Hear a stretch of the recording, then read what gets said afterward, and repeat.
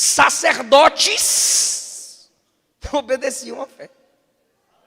Grande parte dos sacerdotes, isso é lindo, maravilhoso, perfeito e completo, quem já leu a crucificação de Cristo. Porque foram esses homens que disseram: multidão, a gente paga e vocês gritam, solta Barrabás e crucifica Jesus. Foram os sacerdotes que odiaram Jesus, perseguiram Jesus, prenderam Jesus, na visão humana e terrenal, aqui embaixo, tá? E disseram: crucifica Jesus, porque ele não é nada e não pode ser nada. Esses homens que odiavam Jesus desde o princípio do seu ministério, agora, quando a igreja não abre mão dos seus valores, estão se convertendo e se entregando ao Senhor Jesus. O resultado. Entendido isto, diga amém.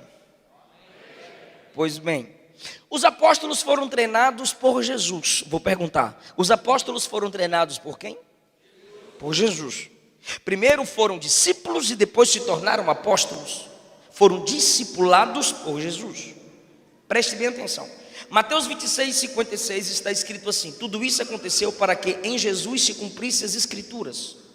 Marcos 12:10, Jesus diz assim: ainda não lestes as escrituras? Marcos 12:24, Jesus disse: errais por não conhecerdes as escrituras, nem o poder de Deus. Marcos 15:28, quando Jesus é colocado entre dois malfeitores, diz o texto: e assim se cumpriu a escritura que diz: com os malfeitores foi contado. Lucas 3:21, agora vai falar sobre a vida de oração que Jesus tinha. Os primeiros textos que eu citei falam sobre Jesus e as escrituras, porque Jesus sempre falava das escrituras.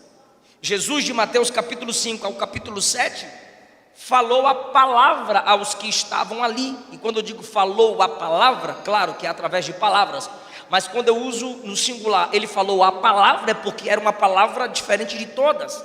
Diz a conclusão do capítulo 7 do Evangelho segundo escreveu Mateus, que a multidão que escutava Jesus dizia: nenhum homem fala, nem falou com tanta autoridade. E que autoridade é essa da qual a multidão fala? É que todos os profetas diziam: assim diz o Senhor, Deus mandou dizer. Mas Jesus não disse assim diz o Senhor, nem Deus mandou dizer. Jesus dizia assim: ouvistes o que foi dito, eu porém vos digo.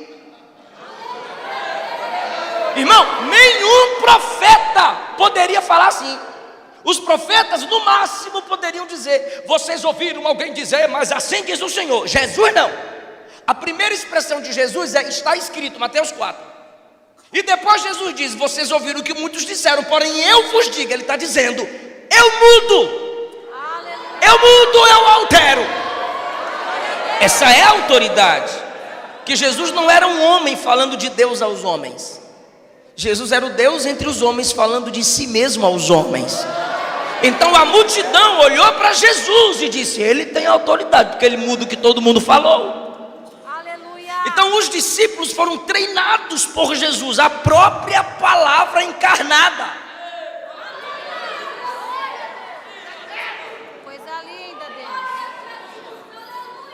A segunda base sobre a qual os discípulos foram levantados foi a vida de oração de Jesus.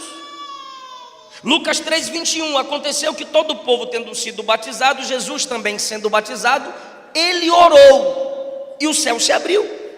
Lucas 6:12, aconteceu que naqueles dias Jesus saiu ao monte a orar e passou a noite em oração a Deus. Ou seja, ele procurou um lugar reservado, porque Jerusalém é uma cidade pequena, principalmente no tempo de Jesus, e muito movimentada e barulhenta. Era as patas do cavalo, né? Pacotá, pacotá, era aquela barulheira toda.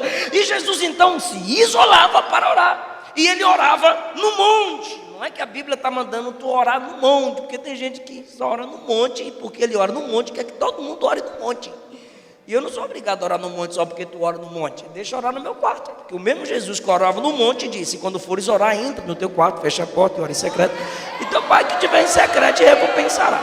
Ore no monte, mas não perturbe quem ora no quarto, pelo amor de Deus. Eu já orei até no monte de coberta, assim, coberta e orando, entendeu?